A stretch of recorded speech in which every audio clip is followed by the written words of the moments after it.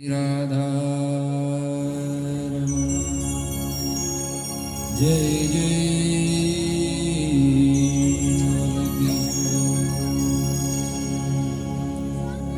जय गोपी चित्त चोर प्रभु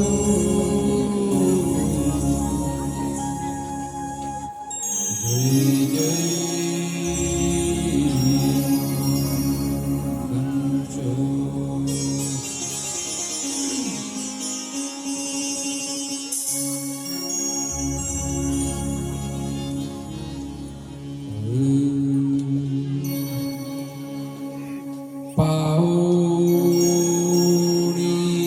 श्रेष्ठ नर शरीर जो न करेची संसार पर तो आत्महत्यारा नर सत्य साचा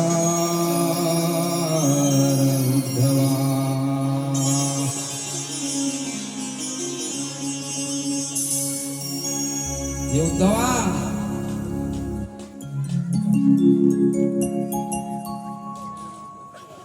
तू माझ्या शरीरावरचा प्रेम सोड, विनाकारण शोक नको करूस.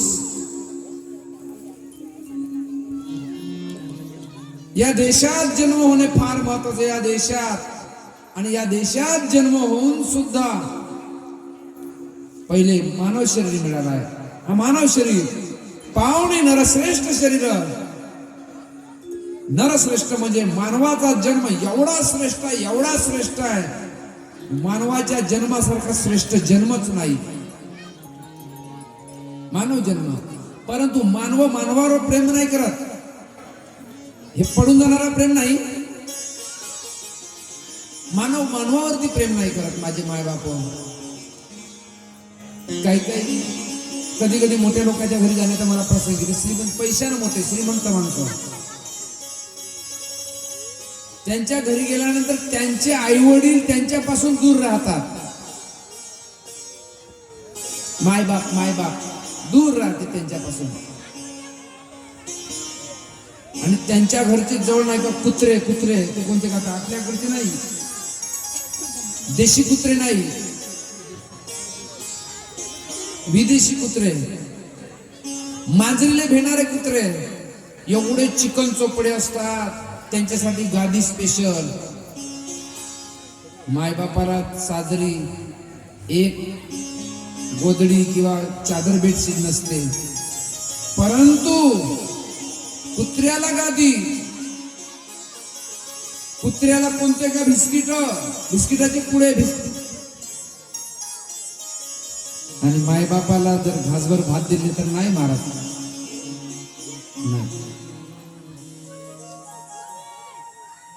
आई वडिलांची दशा, आई वडिलांची. कुत्र्याला चांगले उच्च प्रतीचे बिस्किट. अरे आई वडिलांना किती लागते. तुमच्या पोराचा उष्टा जरी दिले तरी आई वडील खुश होतात, परंतु नाही देते. कारण या लोकांच्या अंतःकरणामध्ये सतत पाप नांदत असते. सतत. मगाशी मी सुरुवातीलाच सांगितलं की ज्यांना लाख रुपये, 1.5 2 लाख रुपये पगार आहे, असे लोक सामान्य गोरगरीब शेतकरी शेतमजुराकडून 200-400 रुपयाची लाच घेतात. काहीच नाही वाटत का या लोकांना? काहीच नाही वाटत का? अरे का करणार असं बेईमानीचा धन? तुमचे पुत्र चांगले नाही निघणार. एका हाताने तुम्ही ते बेईमानीचा पैसा घेणार तर दुसऱ्या हाताने बिमारीत खर्च होणार.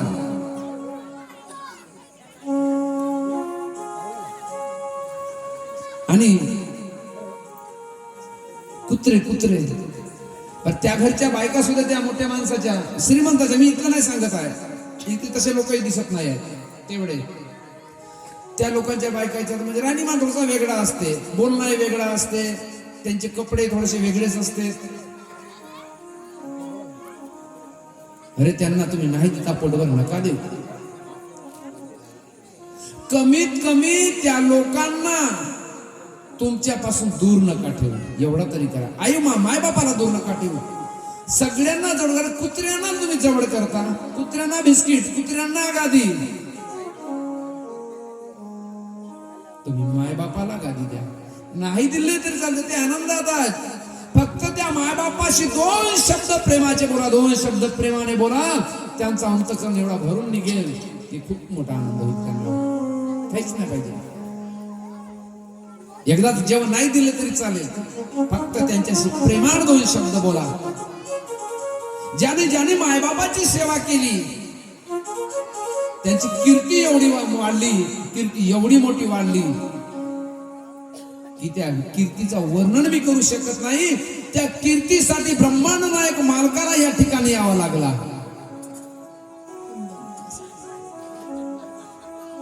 कोणाला? पुंडलिका भेटी ब्रह्म आलेगा चरणीवाय भीमा उदरी जगा. तीर्थयात्रा करा नाही तर नका करू मी असं म्हणणार नाही, परंतु आई वडिलांचे चरण एवढे पवित्र आहेत. या ठिकाणी बरेचशा महिला आणि पुरुष आहेत माझे माय बाप. आजची भागवत कथा ही समजाची,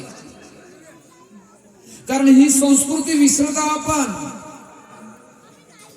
का उन्नती झाली आज आमची, किती प्रगती केलो आपण. पहिले 2च पोते होत होते महाराज, 5 पोते होत होते. 5 पोत्यामध्ये आम्हाला आयुष्यभर म्हणजे वर्षभर आनंद आमचा संपत नव्हता. 2 म्हणजे 5 पोत्या धानामध्ये. आज 5 पोत्याच्या ऐवजी 50 पोते झाले, 75-100 वर पोहोचले. धन वाढला, परंतु आमची वृत्ती नाही वाढली. नाही वृत्ती नाही वाढली. आमच्या वृत्तीबद्दल ज्या दिवशी या भारत मातेतून, ज्या दिवशी या महाराष्ट्राच्या मातृभूमीमधून वृद्धाश्रम बंद होतील, त्या दिवशी खऱ्या अर्थानं आम्हाला अध्यात्म कळलं आणि आमचा विकास झाला समजून. नाही तोपर्यंत नाही. अरे ज्या मायबापाला वृद्धाश्रमामध्ये लोक ठेवले आहेत, त्यांची मुलं त्यांना तसेच ठेवणार.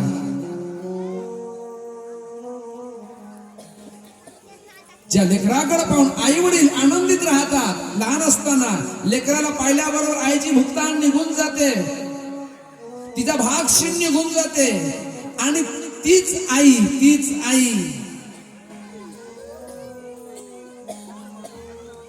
त्याच्या भुकेसाठी तिची भूक मोडते. आणि तीच आई, त्याच आईला मात्र एक दिवस त्या मुलाला सोडून बाहेर जावं लागते.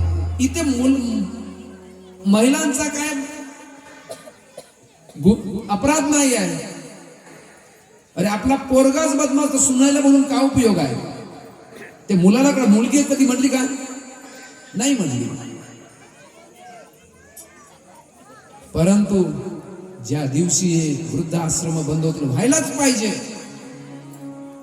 आणि ज्या मुलांनी आपल्या आई वडिलांची सेवा नाही करत अशांना दंडित करायला पाहिजे, शासन करायला पाहिजे, काहीतरी कायदा तयार करायला पाहिजे. आज भांडण कशामुळे होतात समाजात? कलह केवळ संपत्तीसाठी. आणि मायबाप हो, आई वडिलांची सेवा करून कोण भाग्याला लावतात असे काही लोकांचं म्हणणं आहे. आई वडिलांची सेवा, अरे तीर्थयात्रा नका करू, मंदिर मस्जिदात नका जाऊ, गुरुद्वाऱ्यामध्ये नका जाऊ, विहारामध्ये नका जाऊ, चर्च मध्ये नका जाऊ. भेटेल तुझला आपुल्या घरी, देव भेटेल तुझला आपुल्या घरी. आई वडिलांच्या पावन चरणावरी, आई वडिलांच्या पावन चरणावरी.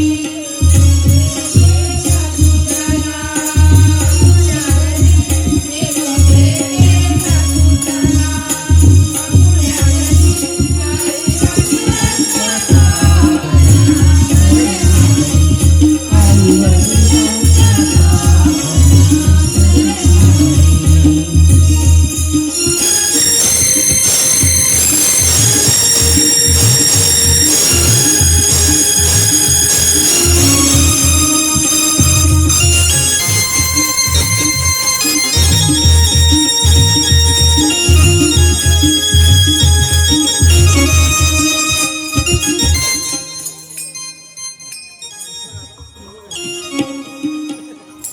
देव भेटेल तुझला आपुल्या घरी माता पिताच्या सकळ तीर्थाचे अधिष्ठान जे का माता पित्याचे चरण मातृपितृ चरण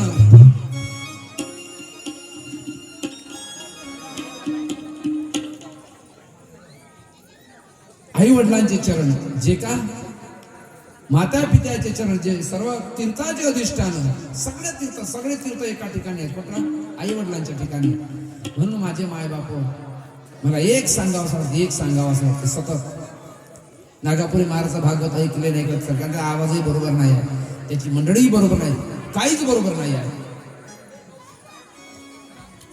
परंतु ऐका इकडे ऐका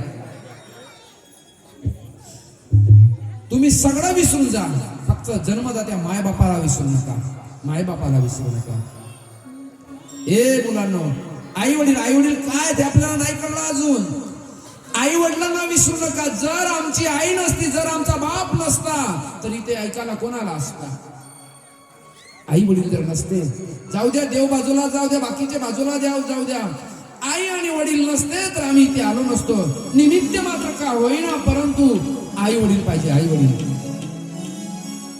माझे माय बाप की आईसारखी महान या जगात कोणी नाही आईसारखी दया करणारी आईसारखी प्रेम करणारी या जगात दुसरी मूर्ती नाही आणि म्हणून आईचा हृदय आई ही एकदा मिळणार पैशाने बाया मिळतील आई मिळणार नाही पैशाने वस्तू मिळतील पैशाने आईचं प्रेम मिळणार नाही या जगात आई आणि बाप हे दोनच आपल्यावर प्रेम करणार आहेत आणि आई तुझ्या मूर्ती वाणी या जगात मूर्ती नाही आई तुझ्या मूर्ती वाणी या जगात मूर्ती नाही आई तुझे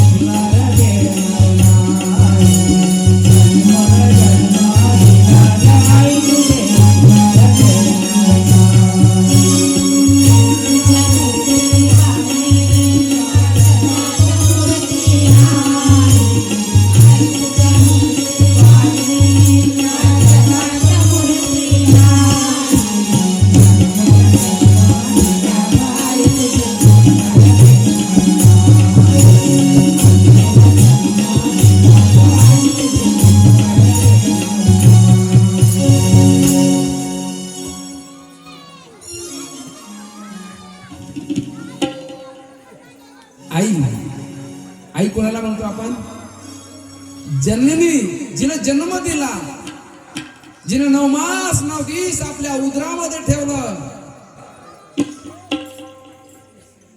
एक लहानचा झालेला फोड आपल्याला सहन होत नाही परंतु आम्ही आईच्या उदरात असताना 3, 3.5, 4 किलोचा गोळा धरून ती आई आम्हाला वागवली हे विसरून जातो नोकरी लागली 4 पैसे कमवायला लागलो चांगले मित्र मिळाले दारोडे बिरोडे मित्र मिळाले तर आम्ही आईला विसरून जातो माझे माय बाप हे मुलींनो तुमच्या पाया पडतो तुम्ही आयुष्यात काहीच नाही केलं तरी चालेल नाही शिकले तरी चालेल परंतु आई वडिलांची आज्ञा मोडू नका तुमचा जगना केवढा आई वडिलांवर आहे तुमच्या हातात सर्व काही आहे तुम्ही आई वडिलांना मान खाली टाकू शकता आणि आई वडिलांची मान उंचावू शकता तुम्हाला नाही काही करता आला तरी चालेल परंतु आपल्या माते पित्याची मान समाजात खाली नाही गेली पाहिजे असं वागा बस एवढंच जरी तुम्ही तुमच्या या वर्षीच्या भागवतामधून ऐकले तरी पुष्कळ झालं बाकी काही नका करू हे प्रेम करणारी मंडळी ही सगळं खोट्या प्रेमात आणि खोट्या प्रेमाची व्याख्या सांगत असताना नाथबाबांनी सांगितलेलं आहे की एक जन्मदाती माता आणि एक जन्मदाता पिता सोडून परपुरुष आणि परस्त्रीवरची जी माया आहे तीच माया त्याच मायेमध्ये सगळं जग गुरफाटलेलं आहे आणि या मायेतून बाहेर निघण्यासाठी केवळ आणि केवळ हरिभक्ती आणि माता पित्यांची संतांची सेवा आहे. आई कोणाला म्हणावं? अरे आईचा विचार करा. आईचा आई, की जी आई आम्ही उदरात आल्या आल्या स्वतःला ताप आला तरी ती गोळी खात नाही. का म्हणून? की माझ्या उदरातला काय होईल? गर्भपात होईल. ताप आला तरी ती स्वतः गोळी नाही खात. माझे मला ती आई, पत्ते सांभाळणारी आई, आमच्यासाठी, केवळ आमच्यासाठी आई. आणि एवढेच नव्हे माझे मायबाप हो, आम्हाला सर्दी खोकला होऊ नये म्हणून उदरात असताना आम्हाला सर्दी होऊ नये, खोकला होऊ नये, काही होऊ नये म्हणून ती औषध उपचार न घेणारी आई, स्वतःचा प्राण त्यागून आम्हाला जन्म देणारी आई. मायबाप त्या आई वडिलांचा आपण कधी कधी भावना दुखावतो. हा सर्वात मोठा पाप आहे. आई वडिलांच्या भावना नका दुखावू. जर नसेल सेवा करणं जमत नका करू, परंतु त्यांचे मन कधी दुखवू नका. आईचा वर्णन करत असताना महाराज, स्वामी तिन्ही जगाचा स्वामी, आई विना भिकारी भिकारी भिकारी. ज्याच्या जन्मामध्ये माझे मायबाप आईचा प्रेम हरवला त्याने सगळा सरळ. अरे जाऊ द्या सगळा. मैत्रिणी, बायका, मित्र लागल तेवढे मिळतील. एकदा गेलेली आई परत नाही मिळत. किती धन खर्च करा, किती द्रव्य खर्च करा, नाही मिळणार ते. आईचा प्रेम कधी मिळणार नाही. माझे मायबाप, या आईचा मन कधी दुखवू नका. आईचा मन कधी दुखवू नका. आम्ही ज्या दिवशी जन्माला आलो त्या दिवशी ती रात्रभर जागली. त्या दिवसापासून एका कपड्यामध्ये गुंडाळाची रात्र नेत्राचे डोळे करून ती जागायची आणि आम्हाला सुख देणारी, आनंद देणारी आई, आमची जोपासना करणारी जन्मदाती आहे. स्वतः ती फाटके कपडे घालायची, स्वतः टायमाला उपाशी राहायची एखाद्या वेळेस, आणि आम्हाला घासभर घालवणारी केवळ आई. आणि ती काही लहानपणीच नाही. अरे वृद्ध जरी तिची मुलगी किंवा मुलगा वृद्ध जरी झाला तरी त्या जाळ काचाच्या चष्म्यातून, दोरी बांधलेल्या चष्म्यातून प्रेम करणारी केवळ माय. जन्मदाती त्या आईचा प्रेम कोणीही देऊ शकणार नाही. माझे मायबाप, म्हणून आईला तुम्ही कधीच विसरू नका. आईचा प्रेम, त्या प्रेमाला सीमाच नाही. माझे मायबाप किती प्रेम करते. अरे तिचा लेकरू जरी बाहेर गेला ना, बाकीचे लोक नाही वाट पाहत कधीच नाही. पत्नी नाही, मुलं नाही. पत्नी म्हणते कितना कमाया, पोरापोरी म्हणते कितना लाया. फक्त एकच माय म्हणते जन्मदाती, बेटा तू खाना खाया.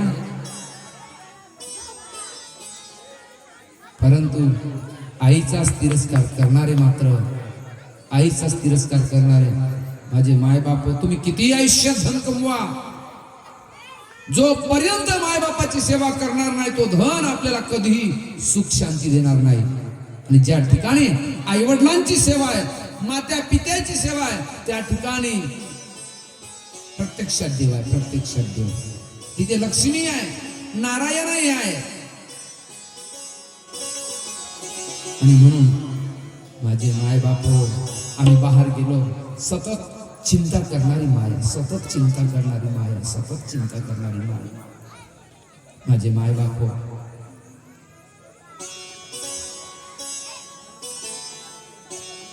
आमच्या सुखासाठी लेकुराचे हित वाय माऊलीचे चित्त, ऐसी कळवळ्याची जाती करी लाभावी न प्रीती. काही अपेक्षा नसते मायेची.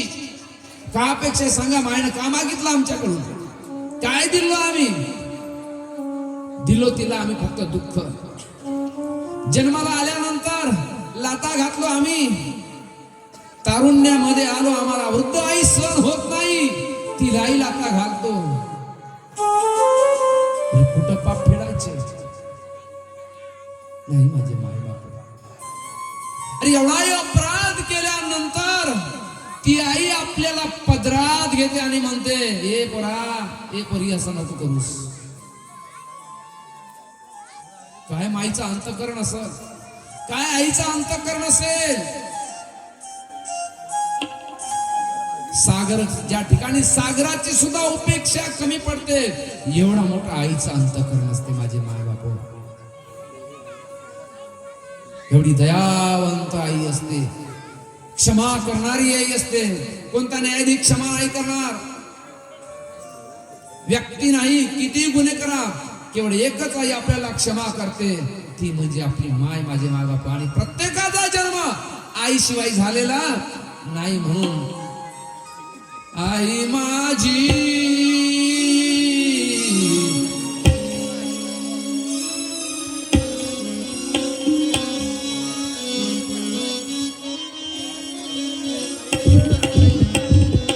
आई माझी मायेचा सागर,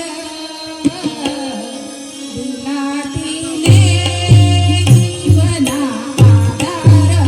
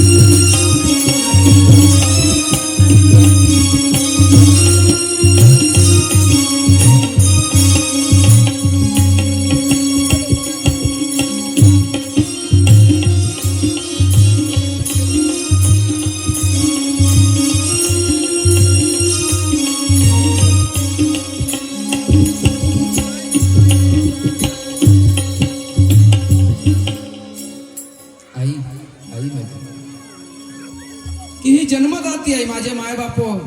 या न्यायानं जर वागला, आईला आई म्हणून जन्मदाती एवढी जरी आपण आठवण ठेवला, आपण असा वागत नाही आणि आपल्या मुलाकडून अपेक्षा करतो मला सुखी ठेवा. कसं ठेवाल रे? नाही नाही. माझे माय बाप सगळा विसरा. नागापुरे महाराजाला विसरलं तरी चालते, काही हरकत नाही, पण आईला विसरू नका रे. अरे आई तर एवढीच आहे की रडून सुद्धा सांगेल, परंतु बाप माहित आहे तुम्हाला? बाप माहित आहे का? बाप कोण असते? लेकरांच्या सुखासाठी दुःख भोगून दुःखाचा वाराही न लागू देणारा बाप असते माझे माय बाप. बाप, बापाला कधीतरी आठवा. अरे आई लग्नाच्या मंडपामध्ये तिला रडता येते, दुःख व्यक्त करता येते, दुःख व्यक्त करता येते, पण बापाला कधीच नाही. कारण बापाच्या भरोशावर कुटुंब असते. खालच्या दर्जाचे कुठलेही काम करेल बाप, परंतु तो बाप त्या बापाला कधीतरी आठवा तुम्ही. लेकिन पोरींनो, तुमच्यासाठी बाप काही करण्यास तयार आहे. माऊली ज्ञानेश्वर महाराजांचे मायबाप लेकरांसाठी देह त्यागले, देह त्यागले, देह दंडाची शिक्षा भोगले. तेच मायबाप अजूनही आहेत, ते तुमचे आमचे मायबाप. बाप नसतो कुणाच्या ध्यानी मने, बाप नसतो कुणाच्या ध्यानी मने, बाप माझा वेदनाचा धनी.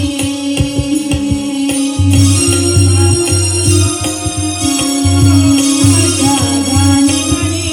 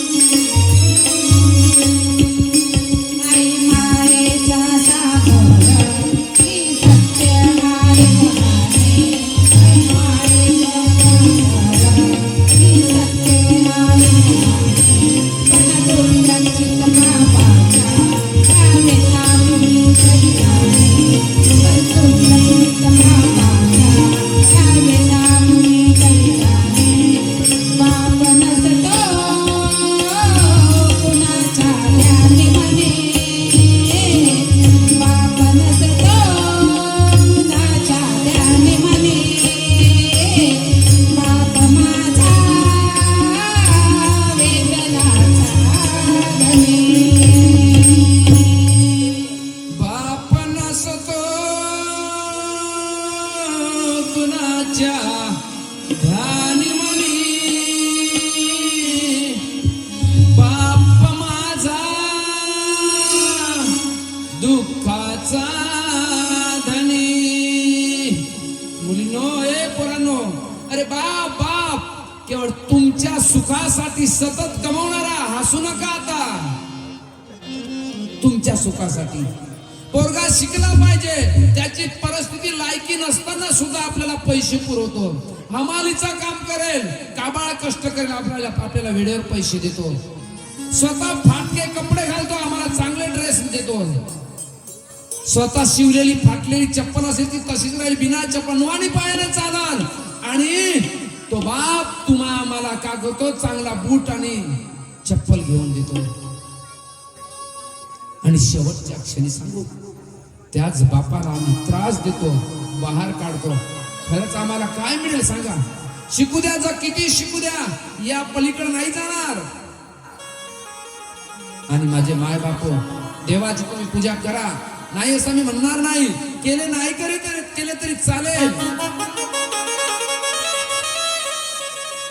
मायाने कराने आज कशी तोडली, मायाने कराने आज कशी तोडली, आई बापाला घराबाहेर काढली, आई बापाला घराबाहेर काढली. मायाने कराने माझी तोडली, मायाने कराने आज कशी तोडली, माझ्या बापाला घराबाहेर काढली, माझ्या बापाला घराबाहेर काढली. बस आपण एवढाच संकल्प करू की या वर्षीच्या भागवतामध्ये असा संकल्प करतो, मी असा संकल्प करतो म्हणा की माझ्या आई वडिलांचा मन कधी दुखवणार नाही. का दुखवाल बापू? हो, कशी असू द्या, आपली आई आई आहे, बाप बाप आहे, त्याची जागा कोणी घेऊ शकत नाही. आणि हे आज नाही की द्वापार त्रेता युगामध्ये श्रावणाचे माता पिता राजा दशरथाच्या शब्दभेदी बाणाने खाली धरतीवर पडलेले आहेत. आणि लेकरू आम्हाला काय पाणी पाजर पाण्यासाठी गेलेले आहेत. आणि त्यावेळेस मात्र राजा दशरथाने त्या बाळाला मारलेला आहे, श्रावणाला.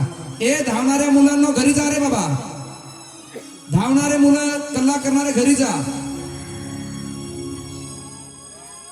आणि आई वडिलांना पाणी पाजण्याकरिता गेला माझे माय बाप, अंध माता पिता आहेत. श्रावणाच्या छातीला बाण बसला, धरती पडलेले आहेत, प्राण त्यागले आहेत.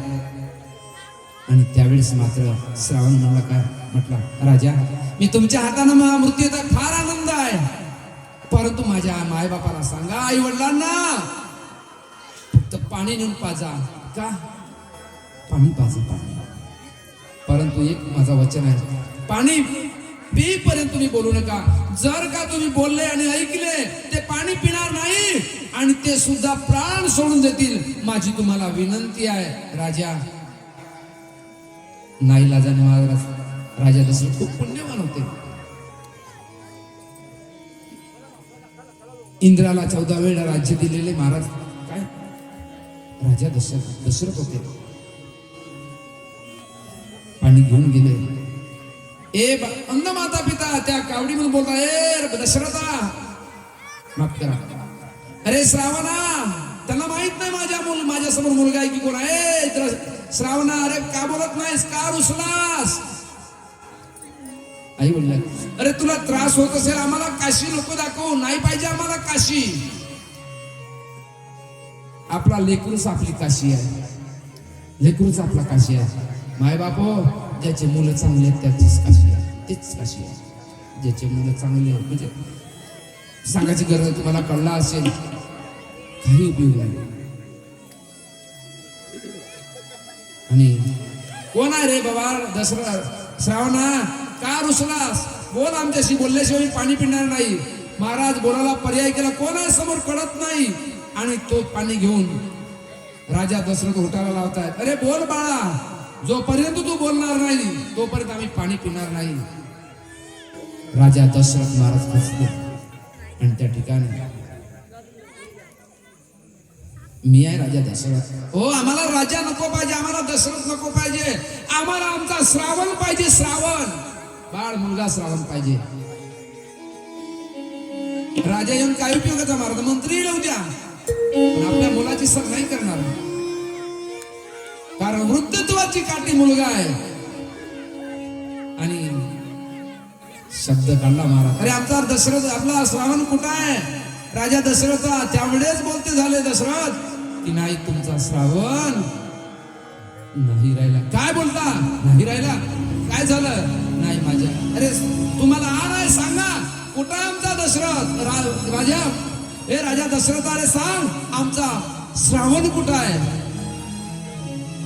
बाबू, तुमचा श्रावण माझ्या बाणाखाली मारल्या गेला. हे दृष्टा, धिक्कार असो तुझ्या राज्यातवाला.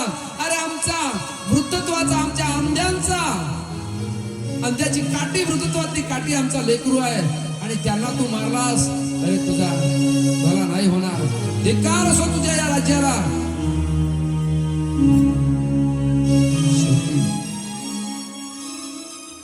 आम्ही जगून तरी काय करू राजा?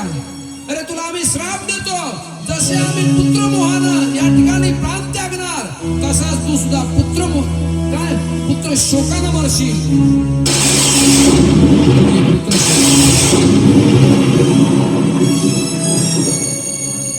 राजा दशरथाने चंदनाच्या सर लागले, तिन्ही अग्नी पेटू लागली. महाराज इकडे ब्रह्मांडाचा मालक महाराज, नरशरीर का श्रेष्ठ आहे? एवढा श्रेष्ठ मानवाच्या देहासारखा देह नाही, म्हणून पावोणी नरश्रेष्ठ शरीर, जो न तरायची संसार पार, तो आत्महत्याला नर सत्य साचार. उद्धवा, भगवान श्रीकृष्ण उद्धवाला उपदेश करत आहेत.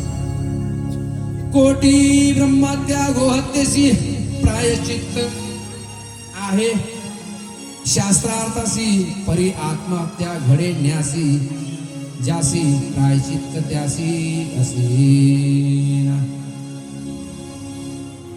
जो आणि ब्रह्मांडाचा मालक मानव अवतार घेऊन, श्रीरामाचा अवतार घेऊन, मात्र निर्गुण निराकाराचा अवतार घेऊन राम अवतार म्हणून ते त्रेतायुगात आले. आणि उद्याच्या प्रसंगी एखादी प्रभू श्रीरामाची कथा पाहू आणि समोर कृष्ण जन्माकडे वळू. चालेल? उद्याच्या प्रवचनाची वेळ आहे 4 ते 6 आणि हरिपाठानंतर असल्याच प्रकारची होणार. तेव्हा उद्या ज्यांना या प्रवचनाचा, कथेचा बोध घ्यायचा आहे त्यांनी 4 वाजता येण्याचे करावे. व्यासपीठावरील मंडळी आणि सर्वच मंडळी. आणि हे केवळ प्रेमाचे 2 शब्द, भगवत नामाचे शब्द ऐकण्यासाठी राजा परीक्षित शुकमुनी महाराजांकडे बसलेले आहेत. आणि राजा वसुदेव नारद स्वामी महाराजांकडे आणि पुष्कळ आहे असा. परंतु आजच्या प्रसंगी मात्र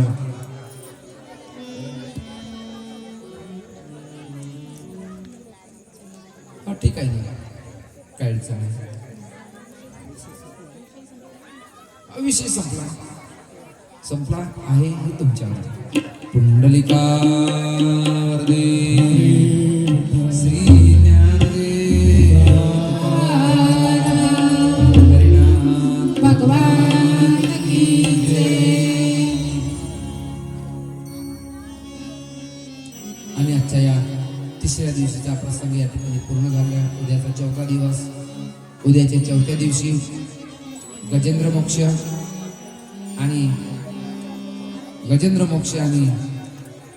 श्रीरामाचं चरित्र होईल. एका दिवसात काही होत नाही, पण जेवढा होतं तेवढा आपण करण्याचा प्रयत्न करू. आजच्या प्रसंगातून कथेतून मी एकच सांगू इच्छितो की कोणी कोणावरती अत्याचार करू नये. आपल्या संस्कृतीप्रमाणे आई वडिलांवरती प्रेम करावा, गुरुवरती प्रेम करावा, आईने वाईट व्यसनाचा त्याग करावा. एवढंच बोलतो आणि माझ्या वाणीला विराम देतो. सगळेजण हातवर करा, देवाचा भजन करू. ज्ञानेश्वर